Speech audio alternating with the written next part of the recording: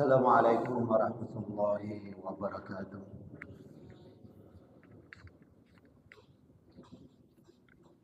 Innal hamdalillah nahmaduhu wa nasta'inuhu wa nastaghfiruh.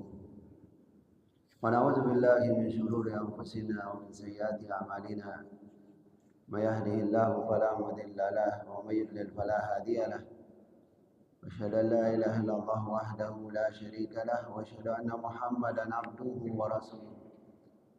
Allahumma salli wa sallim ala nabiyyina Muhammadin wa ala alihi wa sahbihi wa man tabi'ahum bi ihsanin ila yaumiddin, amma ba'd.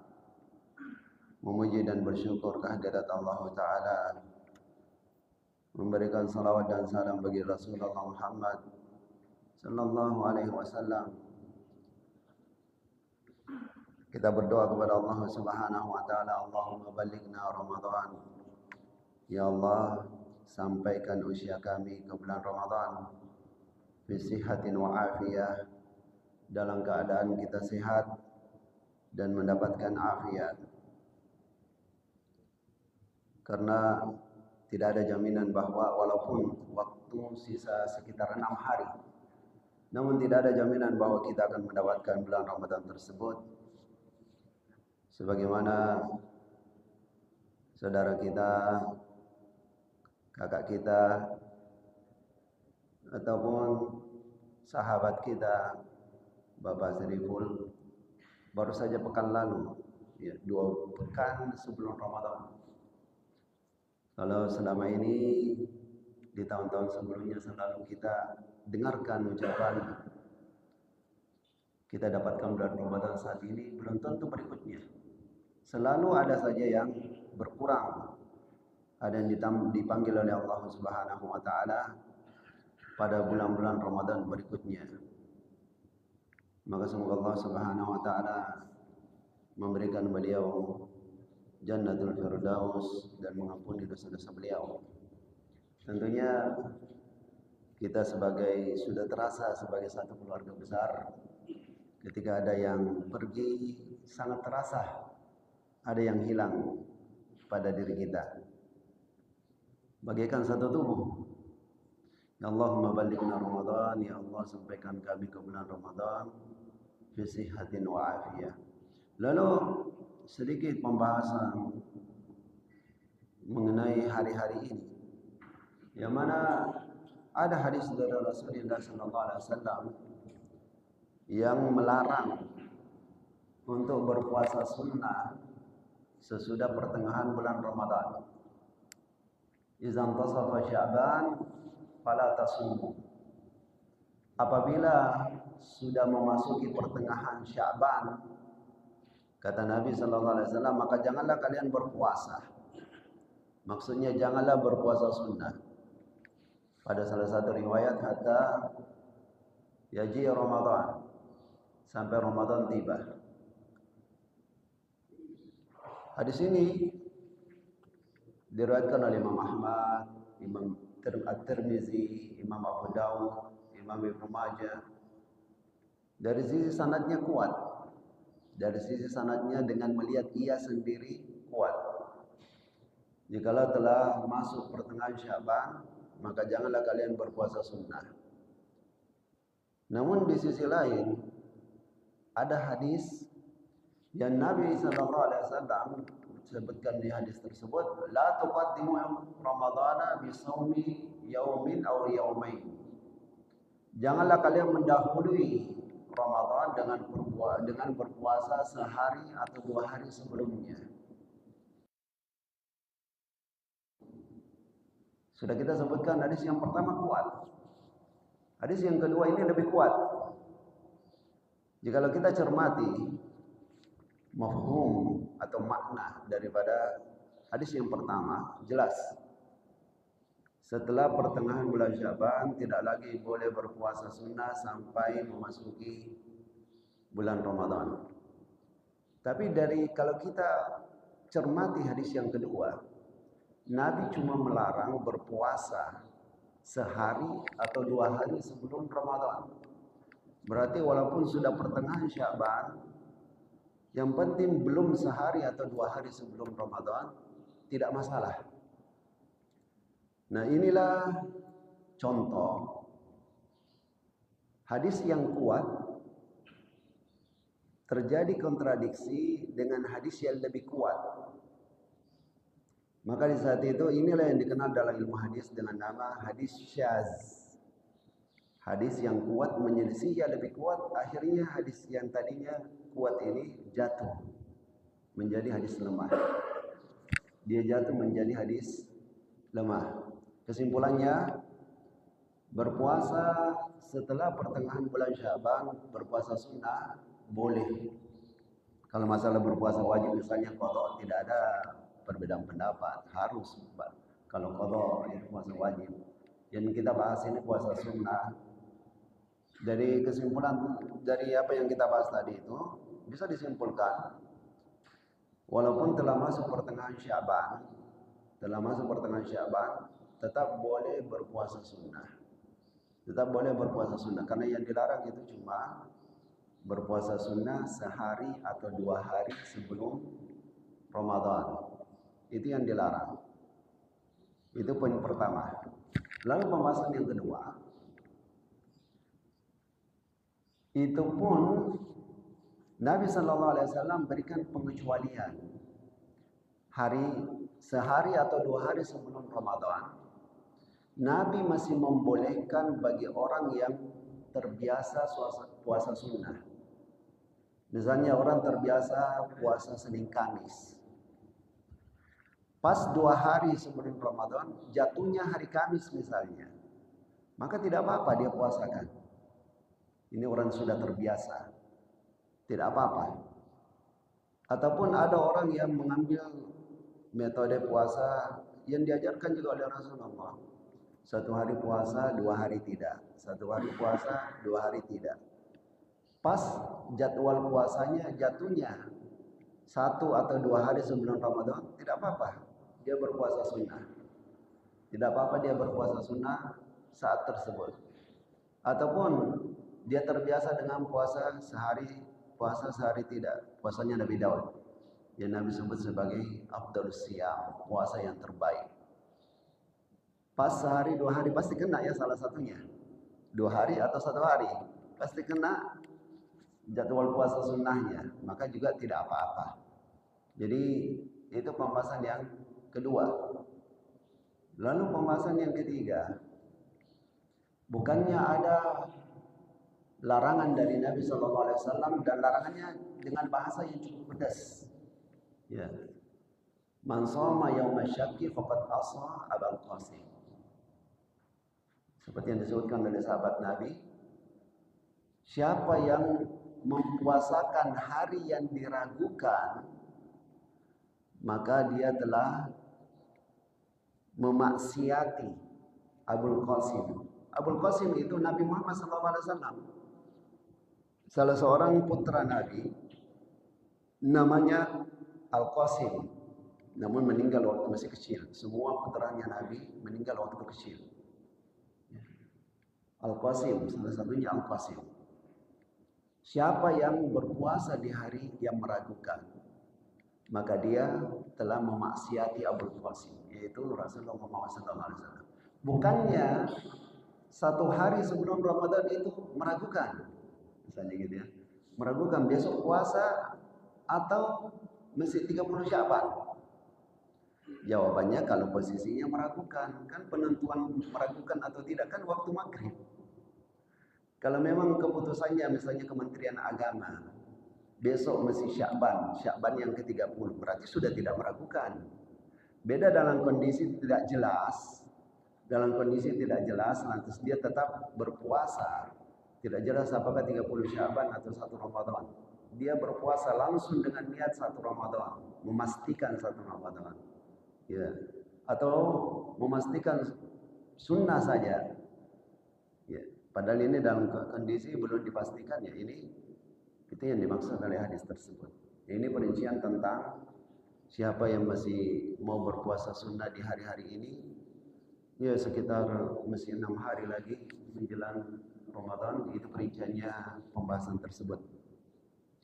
Kita kembali melanjutkan pembahasan ya, di sela-sela tema kitab Sahih Bukhari, kita ambil beberapa pertemuan ini tentang kunci kebahagiaan hidup. Ada sebuah hadis dari Nabi Sallallahu Alaihi Wasallam yang diriwayatkan oleh Imam Muslim melalui sahabat Abu Hurairah, yang mana Nabi Sallallahu Alaihi Wasallam sebutkan di antara hal yang bisa menghilangkan kesusahan dan membawa kepada kebahagiaan adalah ihri salama yang fa'uka wasta'in billahi wala ta'jaz. Semangatlah kalian melakukan apa yang bermanfaat untuk kalian sambil selalu minta bantuan Allah, jangan pernah lemah. Ya. Ini satu poin. Semangatlah kalian mengejar apa yang bermanfaat untuk kalian sambil selalu minta bantuan Allah, jangan pernah lemah. Ini satu rangkaian. Lalu rangkaian yang kedua, wa in asabaka syai'un fala taqul law anni fa'altu kaza kana kaza wa kaza. Dan jikalau kalian mendapati hasil yang tidak sesuai dengan harapannya kalian, janganlah mengatakan seandainya kemarin, seandainya waktu itu saya berbuat begini, ini yang saya bikin, tentunya hasilnya akan begini atau begitu. Jangan, kata Rasulullah berkata seperti itu. Fa inna law taftahu amala syaitan, karena kata seandainya yang semacam itu membuka pintu bagi syaitan. Jadi ada dua penggalan, ada dua hal yang patut untuk kita garis bawahi dari dua hadis ini, satu hadis ini. Yang pertama, Nabi Sallallahu Alaihi Wasallam menyuruh kita untuk semangat melakukan apa yang bermanfaat untuk kita sambil selalu minta bantuan Allah, jangan pernah lemah, kata Rasulullah. Jangan pernah lemah. Tentang semangat mengejar apa yang bermanfaat, para ulama kita jelaskan, baik dalam urusan agama maupun dalam urusan dunia. Agama kita tidak mengajarkan kepada kita, misalnya dalam kita menggeluti pekerjaan kita, lantas bilang dunia. Agama kita tidak mengajarkan kita seperti itu. Dan sudah biasa kita dengarkan seperti itu, dunia. Lantas pekerjaannya itu dikerjakan dengan acuh tak acuh. Tidak seperti itu. Ya. Bahkan Rasulullah SAW sebutkan, Inna Allah yuhibbu al-abda idza amila amalan an yatkinahu. Allah Ta'ala itu suka seorang hamba jikalau mengerjakan suatu pekerjaan ditekuni. Ayatkinahu berasal dari bahasa Arab. Iya.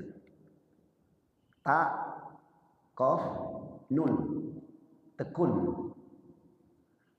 Ta, kof, nun, tekun. Itu berasal dari bahasa Arab. Dan apa arti asalnya bahasa Arab itu? Tekun itu dikerjakan dengan rapi. Dikerjakan dengan rapi. Itu arti asalnya itu tekun. Allah menyukai seorang hamba jika mengerjakan suatu pekerjaan, dikerjakannya dengan rapi sampai selesai. Itu arti tekun.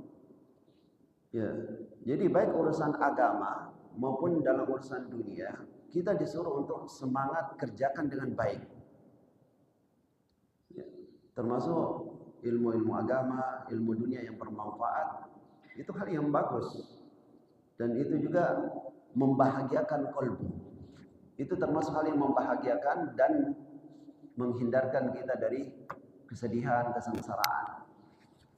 Lalu dirangkai dengan sambil selalu minta bantuan Allah. Meminta bantuan Allah ini, kalau biasa jangan lupa tap layar guys, berusaha sambil berdoa, di share, bahkan sebenarnya kebaikan semakin meluas. Usaha dan doa itu tidak terpisah dalam pandangan orang beriman. Bahkan doa itu usaha yang terbesar. Tapi tidak berarti tidak usah usaha fisik. Orang yang pemahamannya baik, dia akan memahami bahwa doa itu adalah usaha yang terbesar. Dan bagian daripada keseriusan dalam berdoa adalah mengejar untuk terwujud apa yang kita minta kepada Allah. Para ulama kita itu mengajarkan kepada kita, ketika kita berdoa meminta sesuatu kepada Allah, Allah ingin supaya kita menunjukkan keseriusan kita tentang apa yang kita mau minta.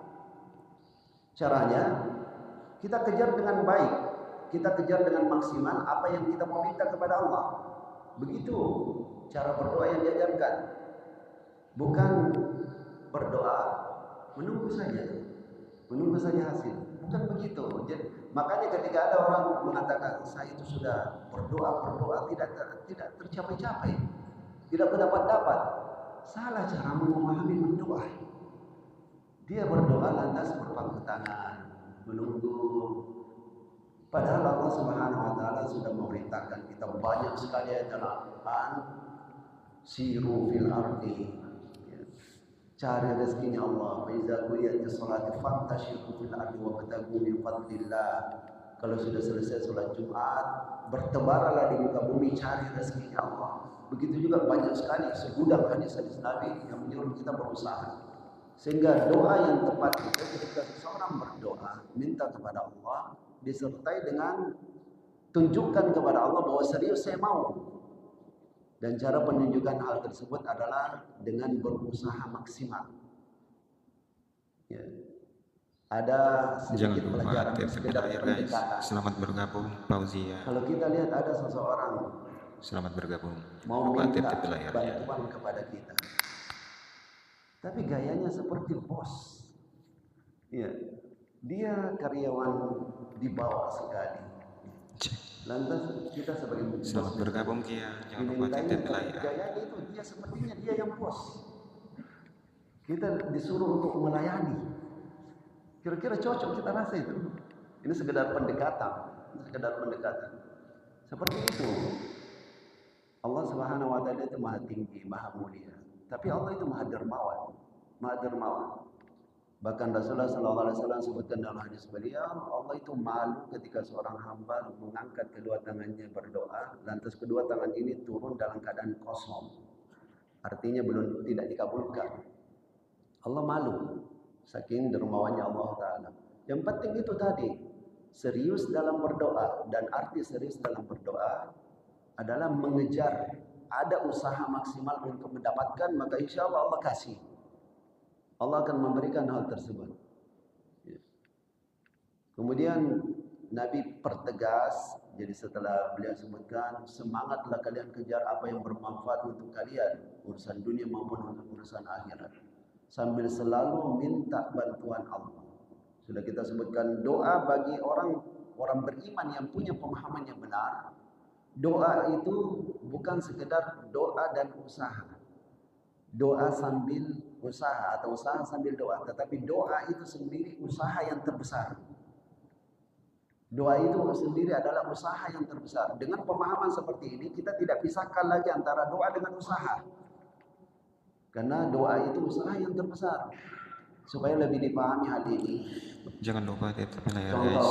Setelah kajian dibuka sesi tanya jawab yang kurang jelas bisa diperjelas. Kemudian mereka, karena zaman itu tidak ada penginapan, tidak ada hotel.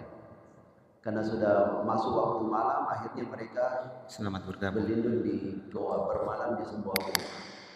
Allah takdirkan jatuh batu dari atas bukit tersebut dan pas di mulut goa. Mereka tidak bisa keluar.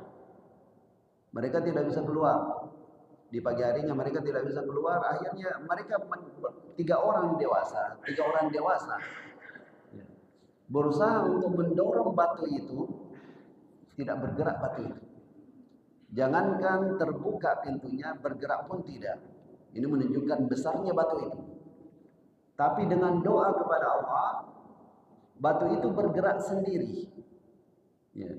Batu itu bergerak dan mereka pun akhirnya bisa keluar. Ini contoh bahwa doa itu adalah usaha yang terbesar. Dan saya kira dalam pengalaman hidup kita sehari-hari, baik kita sendiri atau cerita orang-orang yang sampai kepada kita, sudah banyak sekali bukti bahwa doa itu bisa melakukan hal yang jauh lebih hebat dibandingkan usaha fisik sendiri. Sekalipun ini tidak bisa dipisahkan antara doa dengan usaha fisik. Ini penggalan yang pertama.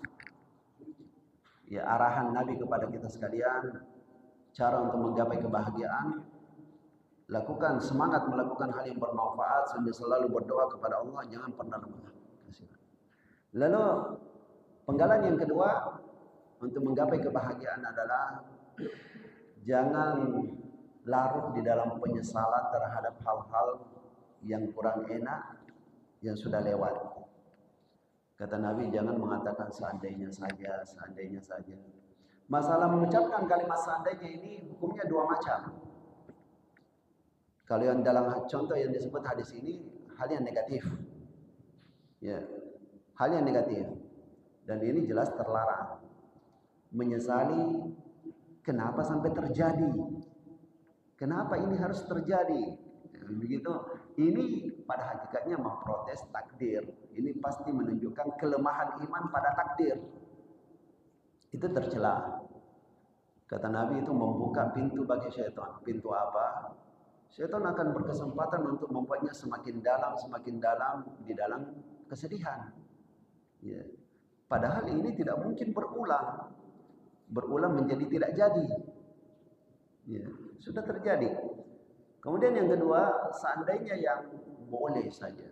Kita menggunakan kata seandainya dan hukumnya boleh. Yaitu ketika tidak ada maksud untuk menyesali kejadian. Tetapi maksudnya adalah untuk mengambil pelajaran dari kejadian.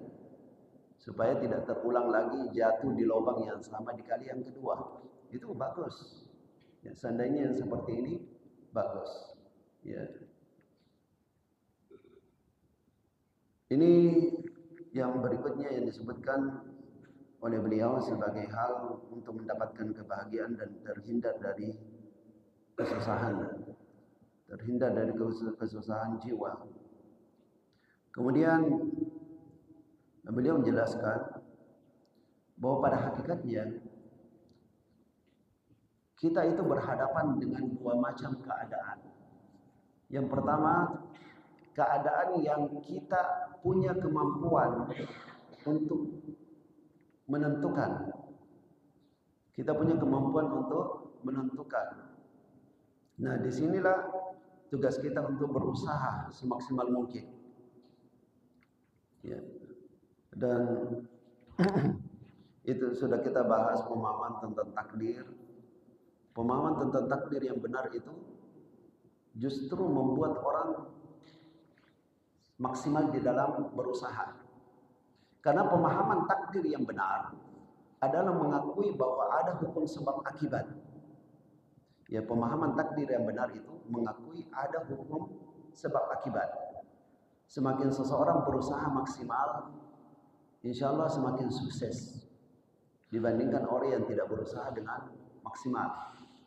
Sudah kita sebutkan bagian daripada usaha maksimal itu adalah berdoa kepada Allah Subhanahu wa ta'ala. Kemudian macam kejadian yang kedua adalah hal yang kita tidak punya kemampuan.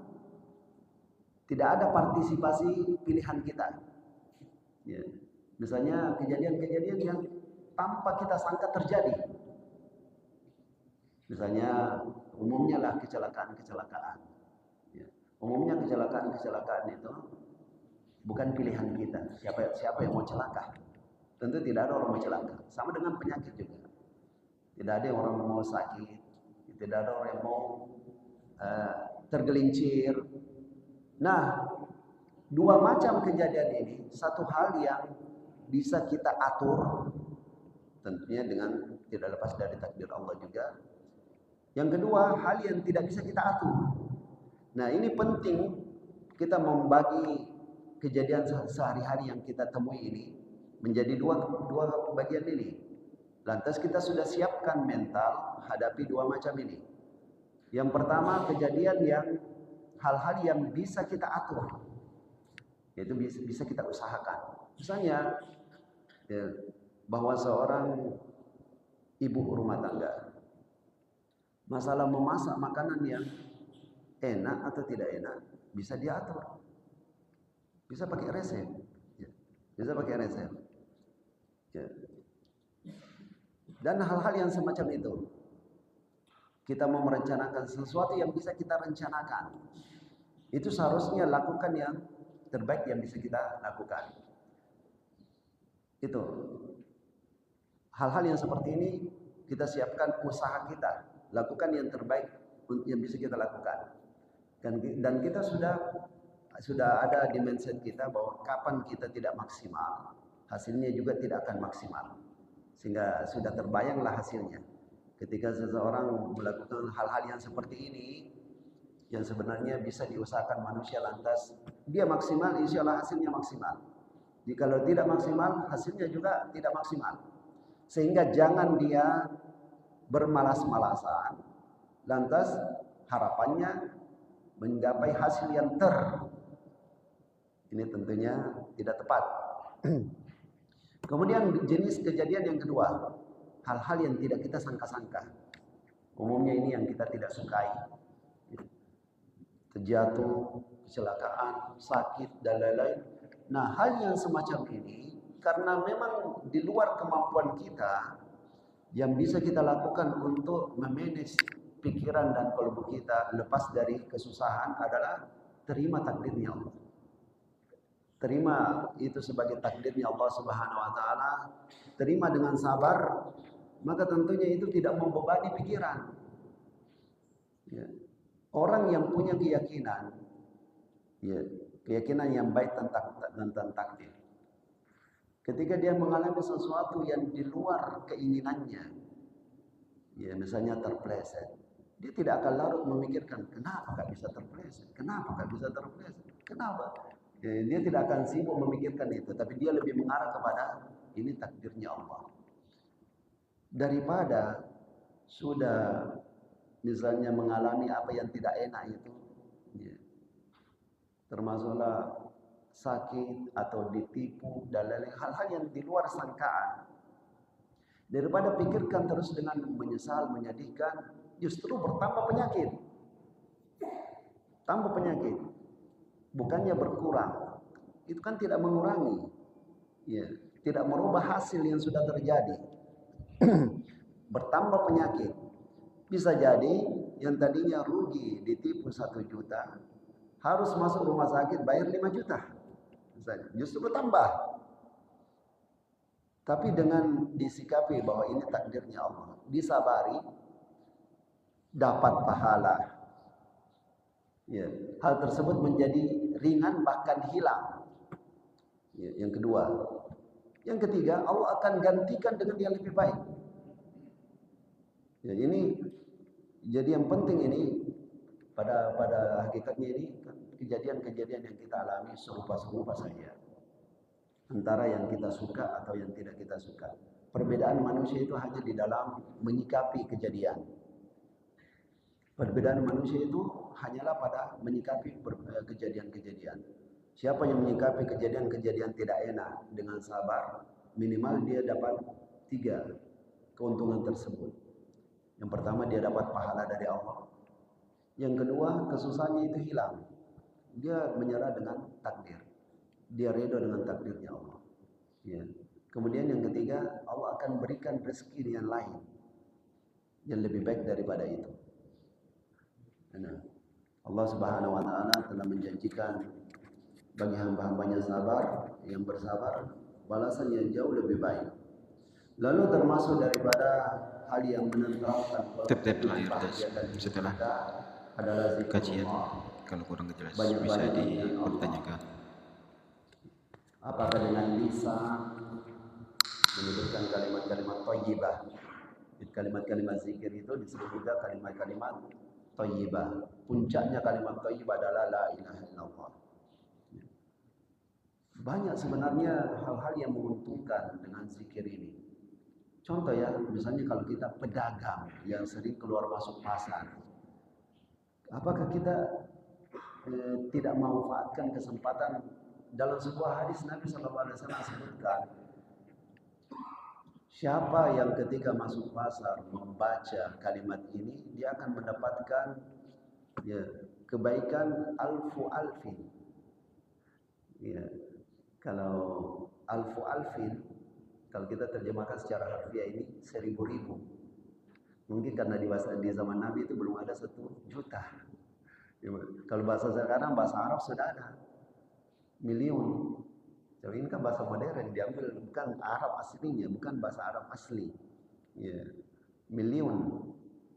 1 miliar, miliar. Jadi bahasa Arab kalau 1 juta itu wahid miliun. 1 miliar, wahid miliar. Ya. Bahasa Arab tidak kenal juta, adanya milian, miliun. Ya. Di zaman Nabi nampaknya belum ada kan, makanya Nabi pakai kata alfu alfin, 1000-1000. Ya. Siapa yang mau mendapatkan balasan 1 juta, dapatkan pahala 1 juta. Ketika masuk pasar bacalah la ilaha illallah wahdahu la syarikalah lahul mulku wa lahul hamdu yuhyi wa yumiitu wa huwa hayyul la yamut biyadihil khair wa huwa ala kulli syai'in qadir. Tidak sampai 1 menit dapat 1 juta pahala. Apa ini? Kita sia-siakan ini, terutama pedagang-pedagangnya di pasar. Banyak lagi. Ya. Sesudah azan, saat azan menjawab azan, sesudah itu kita berdoa Allahumma rabb hadhihi da'wati tammah dan seterusnya. Halat lahu syafaati yaumil qiyamah. Halal baginya syafaatku pada hari kiamat. Siapa yang memperbanyak istighfar, maka man aksara minal istighfar. Siapa yang memperbanyak istighfar, ja'alallahu lahu min kulli hammin faraja wa min kulli dhiqin makhraja. Allah akan bukakan untuknya dari segala kesusahannya jalan keluar. Dari segala kesempitannya Allah akan berikan solusi. Perbanyak istighfar. Ya. Cuma saya ini tidak seperti orang yang sebagian daripada yang memotivasi zikir tapi untuk materi semata. Ya. Perbanyak istighfar. Setidaknya setelah kita tahu Nabi saja sallallahu alaihi wasallam sehari itu beristighfar 100 kali. Itu sudah memotivasi kita. Jangan menunggu nanti dapat rezeki sekian kali lipat.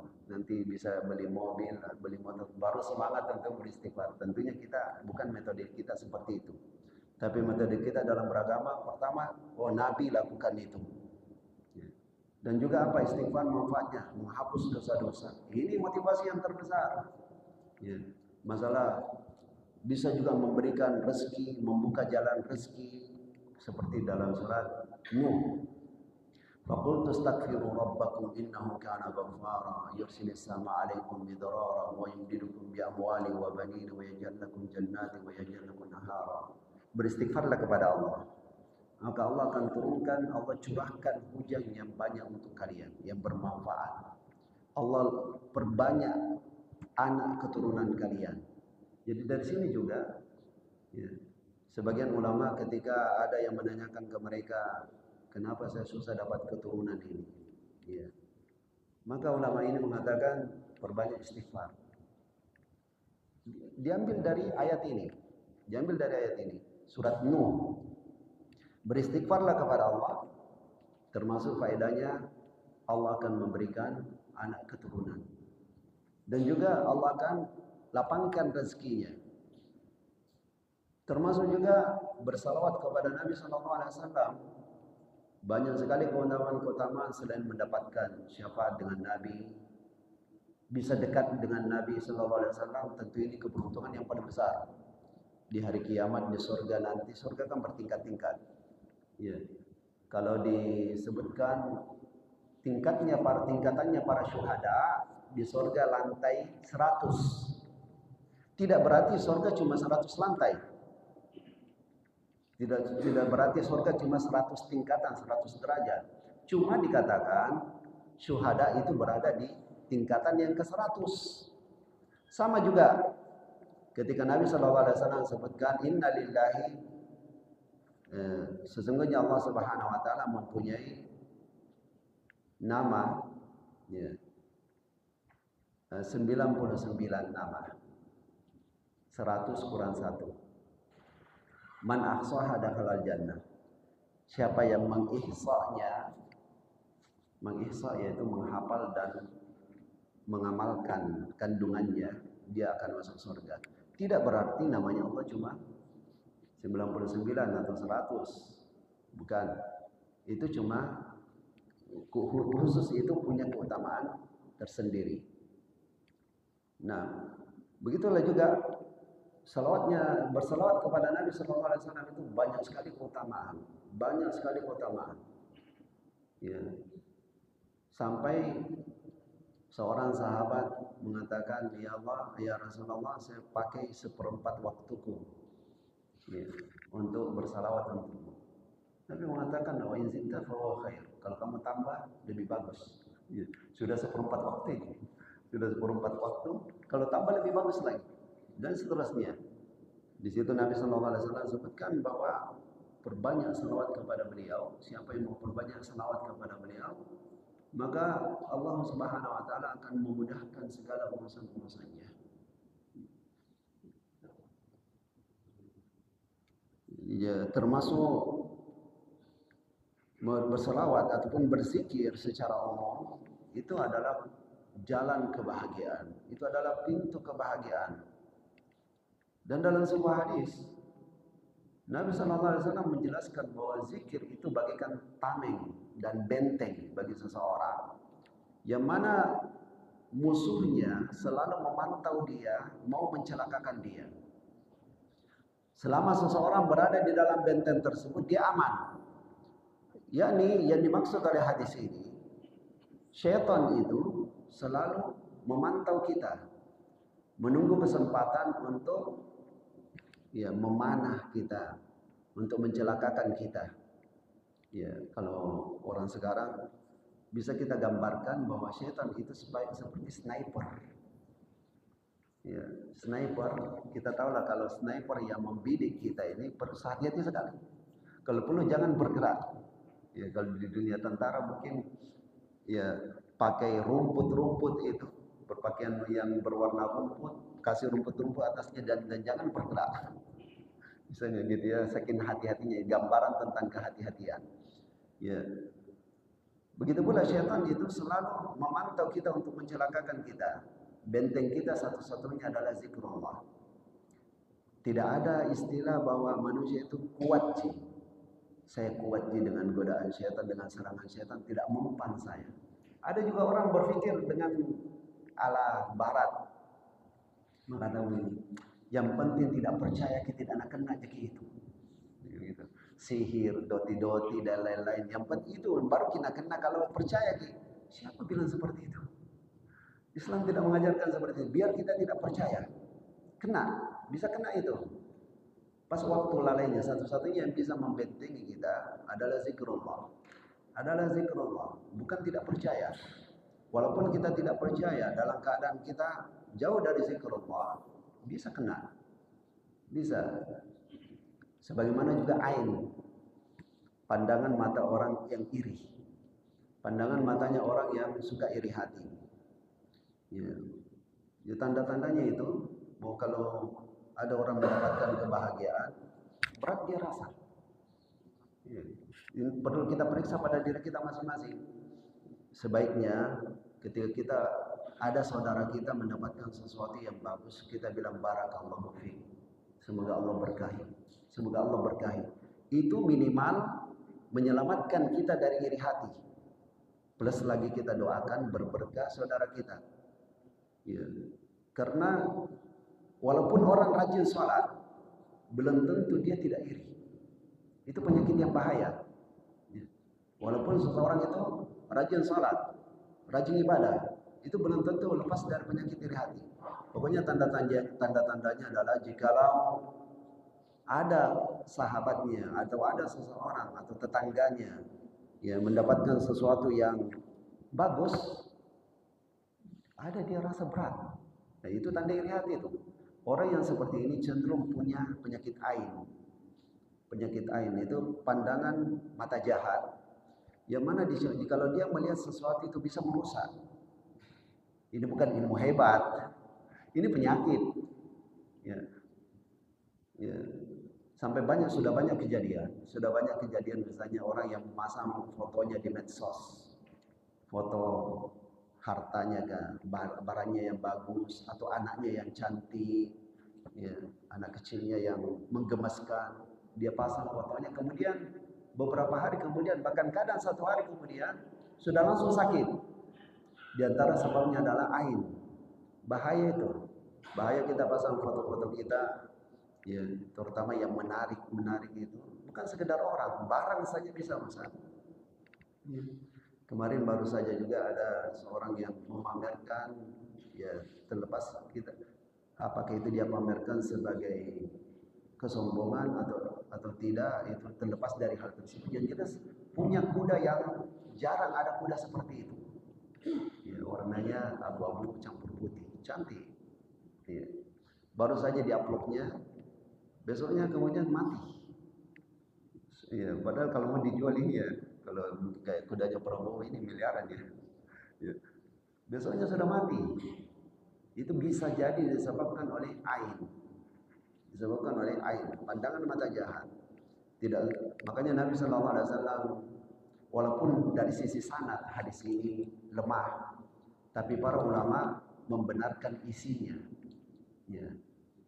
Istainu biqada'i hajatikum, ya, bil kitman. Ambillah langkah untuk menggapai kesuksesan kemauanmu. Ya. Ambillah langkah untuk kamu sukses dengan apa yang kamu maui dengan cara rahasiakan nikmatmu. Rahasiakan nikmatmu. Kecuali orang yang kita tahu dia ini memang kalau kita bahagia, dia bahagia sekali juga. Nah, orang seperti ini, dan memang tidak pantas ya. Tidak pantas kita sebagai seorang yang saling bersahabat, apalagi bersaudara. Ya. Lantas ketika ada salah seorang dari sahabat kita atau saudara kita mendapatkan kenikmatan, kita merasa berat. Ya. Ataukah ketika ada sahabat kita bercerita, ini kan bagian juga daripada jalan untuk menggapai kebahagiaan hidup adalah menyebut-nyebut nikmatnya Allah. Di akhir surat Ad-Duha, wa amma bi ni'mati rabbika fahaddits. Bicarakanlah nikmat Tuhanmu. Bicarakanlah nikmat Tuhanmu. Ini dijelaskan oleh ulama kita, nikmat yang kita dapatkan, yang bagus kita bicarakan adalah kepada orang yang kita tahu dia bahagia dengan kebahagiaan kita. Adapun orang yang kita tahu dia itu menggerutu, dia merasa berat dengan kebahagiaan kita, jangan ceritakan ke dia. Kadang juga orang biar kita ceritakan kepada dia, biar kita tambah sakit. Jangan juga begitu. Jangan sampai pandangan ainnya itu, pandangan mata jahatnya itu, pandangan dengkinya merusak kita, merusak nikmat kita. Ya. Jangan kita berprinsip biar Tommy tambah sakit. Iya, dia tambah sakit, kita juga rusak. Jadi bagian daripada menggapai kebahagiaan, cara menggapai kebahagiaan adalah ceritakan nikmat yang Allah berikan kepada kita. Itu membuat kita semakin bahagia dan semakin pandai bersyukur kepada Allah.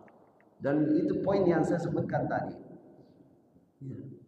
Ketika ada seseorang menceritakan hal yang baik kepada kita, saudara kita misalnya, teman kita, kan cenderung itu teman bercakapnya kita ini sahabat kita. Ketika dia bercerita tentang suatu nikmat yang dia rasa dia dapatkan dari Allah, tidak patut bagi kita untuk punya prasangka lain.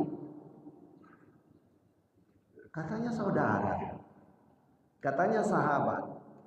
Kok bisanya sahabat kita bercerita ke kita tentang sesuatu yang membahagiakan dia, lantas kita tafsirkan lain. Maunya sombong ini, mau nak bikin iri. Kok bisa seperti itu? Jangan berprasangka-prasangka lain. Itu tanda tidak benar persahabatannya. Harus dia perbaiki sikapnya di dalam bersahabat. Seharusnya seorang yang bersahabat itu, kebahagiaan sahabatnya, kebahagiaan dia juga. Sebagaimana problem saudaranya, problem dia juga. Ini kalau sampai saudaranya sudah menceritakan nikmat Allah kepada dia, ya, suatu kebahagiaan, suatu nikmat, lantas dia tafsirkan lain. Apa itu? Ya. Ini tanda bahwa kebahagiaan persaudaranya itu tidak benar. Orang ini bahaya. Ya. Sampai mimpi saja kita diajarkan supaya ceritakan kepada orang yang kita pandang berbahagia dengan kebaikan kita. Mimpi-mimpi baik ceritakan kepada orang yang kita pandang dia akan berprasangka baik. Dia senang pada kita. Dan kita dilarang untuk menceritakan walaupun mimpi baik kepada orang yang punya rasa tidak baik pada kita. Kita dilarang untuk menceritakan hal tersebut. Termasuklah ketika Nabi Yakub alaihissalam memesankan kepada Nabi Yusuf yang bermimpi melihat 11 bintang, 1 matahari, 1 bulan, bersujud kepadanya. Kata Nabi Yakub di dalam surat Yusuf, ya bunayya la taqsus ru'yaka la ikhwatika fayakidunaka kaida. Wahai anakku Yusuf, jangan ceritakan mimpimu itu kepada saudara-saudaramu. Ini saudara-saudaranya sendiri. Karena memang saudara-saudaranya Nabi Yusuf punya rasa iri hati kepada Nabi Yusuf. Bapaknya tahu. Nabi Yakub tahu. Jadi ini pelajaran bahwa bahkan mimpi saja, ya, mimpi baik jangan ceritakan ke orang yang punya rasa iri hati. Karena orang yang punya rasa iri hati ini baru mimpi sudah sakit hatinya. Bagaimana kalau sudah menjadi kenyataan? Ya. Baru mimpinya orang sudah sakit hati. Ya. Mimpi masuk rumah baru, dia sudah masuk rumah sakit. Saat benar-benar dapat rumah baru, mungkin masuk kubur. Saking beratnya iri hatinya. Nah, ini semua adalah hal-hal yang bisa membawa kepada kebahagiaan dan menghindarkan dari keburukan dan kesengsaraan hidup, sekaligus bahaya-bahaya yang tadi itu perlu kita hindari. Nah, mungkin sebelum saya lanjutkan ada yang perlu diperjelas.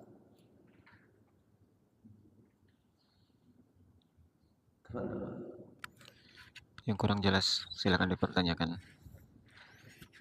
Jangan lupa tetap layar guys.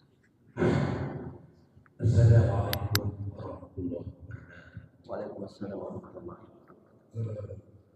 Sedikit yang pertama masalah niat puasa. Tadi Ustaz menyebut tentang puasa sedikit. Niat puasa ini ada 2 hal yang berkembang dalam masyarakat. Yang pertama, niat sekaligus 1 bulan Ramadan untuk berpuasa, dan ada juga niat sekali tiap malam dalam Ramadan 30. Apakah keduanya ini afdal atau ada yang benar, ada yang salah? Kemudian yang kedua, Ustaz tadi menyatakan bahwa ada 2 hal kejadian atau keadaan. Yang pertama, keadaan kejadian yang bisa diatur atau diusahakan seperti memasak atau masakan ibu-ibu. Yang kedua, kejadian atau keadaan yang tidak bisa diatur atau diusahakan seperti kecelakaan, musibah dan sebagainya. Pertanyaan saya Ustaz, apakah kebodohan, kemiskinan dan perjodohan apakah masuk yang bisa diusahakan atau masuk ke dalam kategori yang tidak bisa diusahakan? Terima kasih. Assalamualaikum warahmatullahi wabarakatuh. Waalaikumsalam warahmatullahi wabarakatuh. Ya, hal yang bagus ketika kita berpuasa, di awal sudah kita niatkan akan mempuasakan sebulan penuh. Lalu setiap harinya diperbaharui. Setiap harinya tetap diperbaharui bahwa kita berniat untuk berpuasa besok. Ya, pada intinya batas daripada niat tersebut adalah azan subuh. Selama belum dikumandangkan azan subuh, niat dalam pengertian kemauan untuk berpuasa itu sudah harus bulat. Tidak ada ragu-ragu. Oh, saya puasa atau tidak, puasa atau tidak.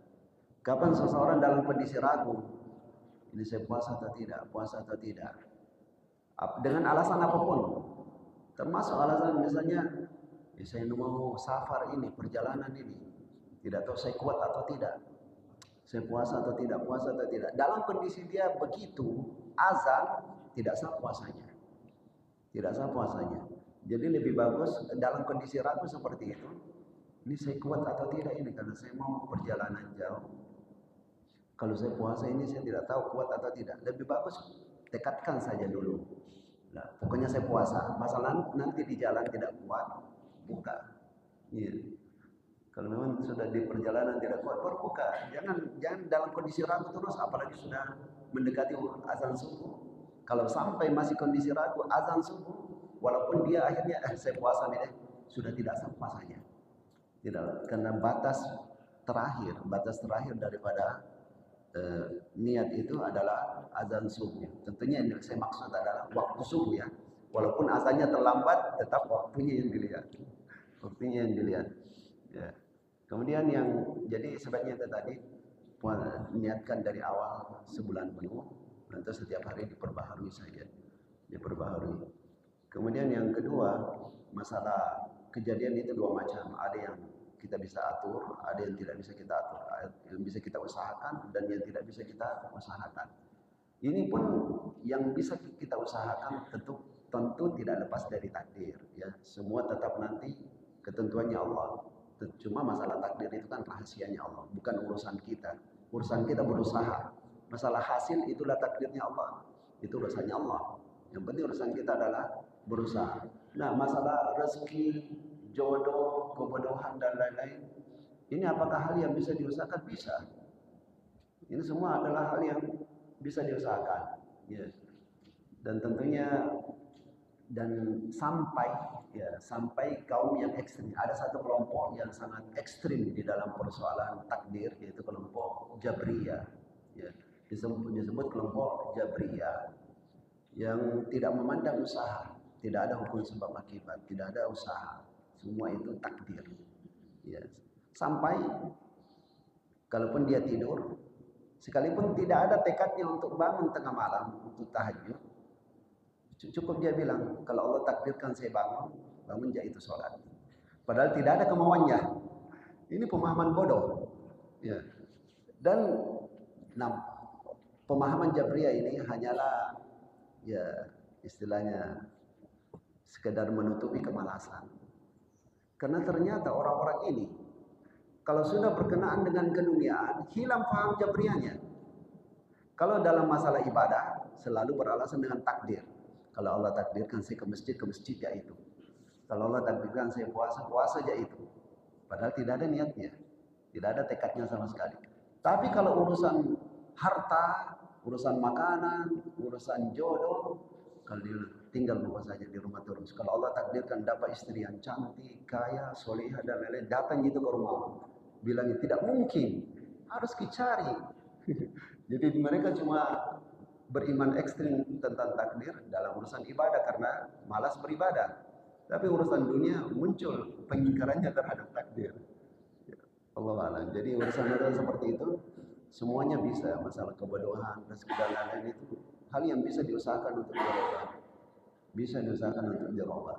Salah satu contoh tentang mungkin kebodohan ini ya, hal yang mungkin termasuk berat dalam pandangan orang-orang. Tapi sudah banyak kejadian orang-orang yang dipandang bodoh, kemampuan rendah. Tapi seiring dengan usaha yang kontinu, akhirnya bisa. Bahkan bisa lebih baik dibandingkan yang tadinya dipandang cerdas. Ya, wallahu a'lam. Siapa lainnya?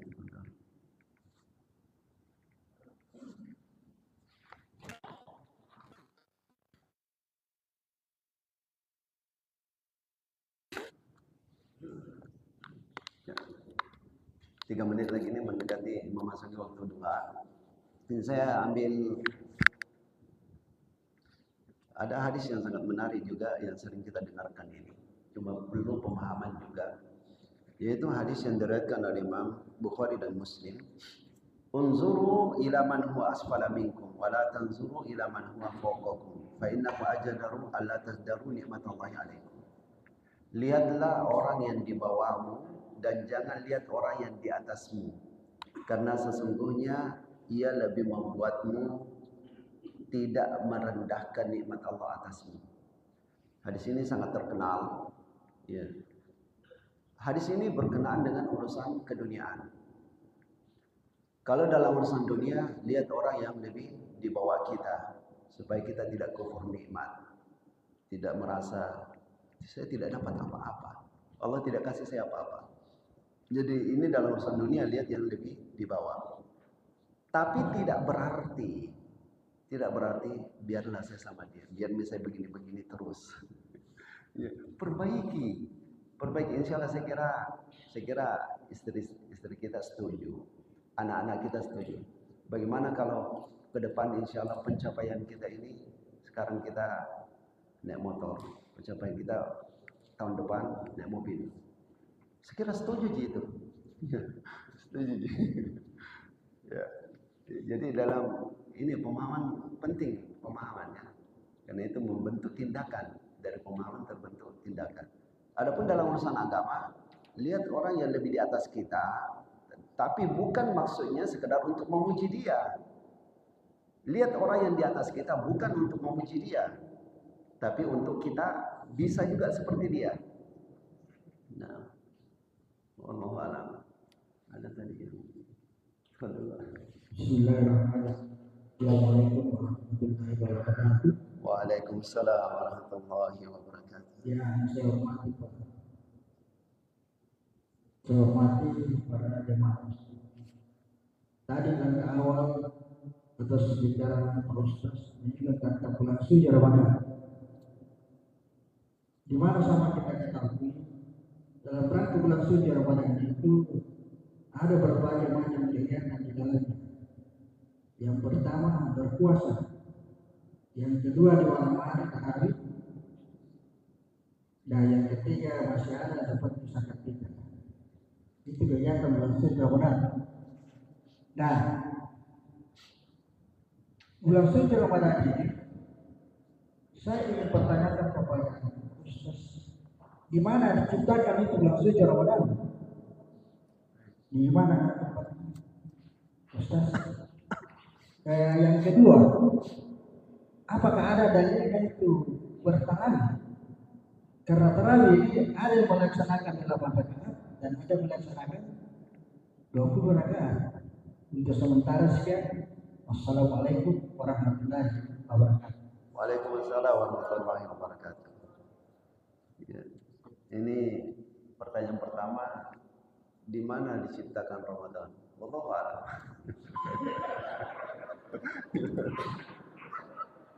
Ya.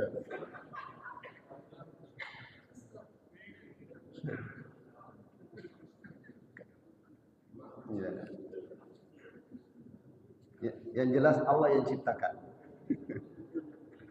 Yang Allah Subhanahu wa taala sebutkan, inna iddatash syuhuri indallahi 12 syahran. Ya. Ramadan bagian daripada makhluknya Allah. Ya. Waktu itu bagian dari ciptaannya Allah. Waktu itu bagian dari ciptaannya Allah. Cuma di mana diciptakan ini wallahu a'lam. Karena saya juga waktu itu belum hadir.